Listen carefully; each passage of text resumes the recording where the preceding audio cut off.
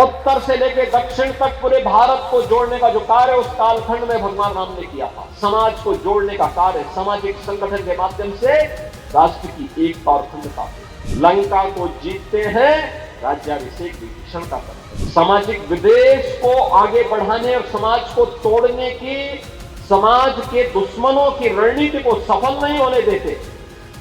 ये देश कभी गुलाम नहीं होता, लेकिन हमारी आपसी एकता में बाधा पैदा करने वाले लोग वे सफल रहे।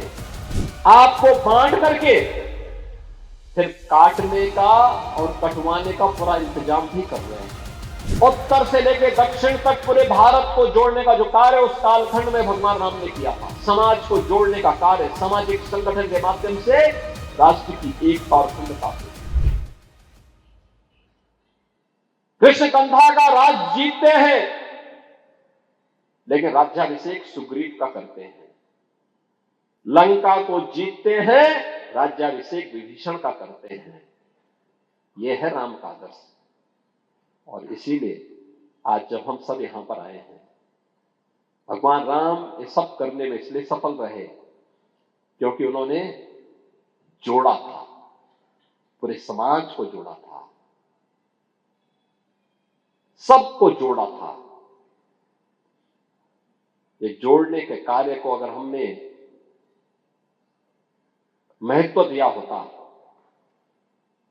सामाजिक विद्वेष को आगे बढ़ाने और समाज को तोड़ने की, समाज के दुश्मनों की रणनीति को सफल नहीं होने देते, ये देश कभी गुलाम नहीं होता। हमारे तीर्थ अपवित्र नहीं होते।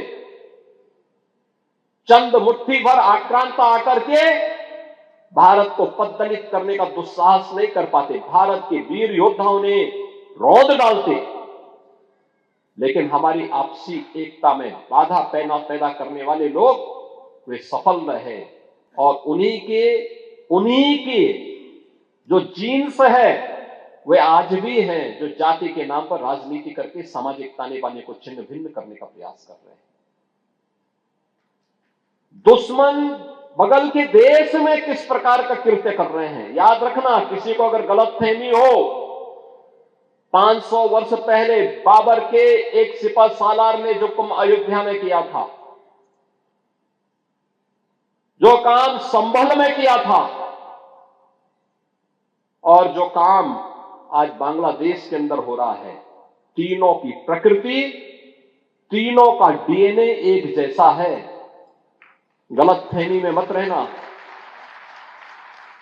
अगर कोई ये मानता है कि वो बांग्लादेश में हो रहा है, तो यहां भी बांटने वाले तत्व उनके लिए बेट बन करके खड़े हो रखे हैं, पहले से खड़े हैं। वे समाज के सामाजिक ताने बाने को छिन्न भिन्न कर रहे हैं, सामाजिक एकता को तोड़ करके, आपको बांट करके फिर काटने का और कटवाने का पूरा इंतजाम भी कर रहे हैं। ये बांटने वाले लोग, बहुत सारे लोग ऐसे हैं जिन्होंने दुनिया के तमाम देशों में प्रॉपर्टी खरीद करके रखी हुई है। यहां संकट आएगा वहां भाग जाएंगे, मरने वाले मरते रहेंगे, यही करेंगे लोग।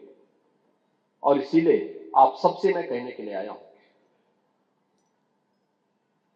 हमने अगर प्रभु को अपना आराध्य माना है, उनके प्रति समर्पण का भाव है, ये तब तक अधूरी है जब तक हम उनके उच्च आदर्शों से कुछ प्रेरणा प्राप्त करके अपने जीवन को उसके अनुरूप में ढाल दें और उसके अनुरूप तैयार करना अपने आप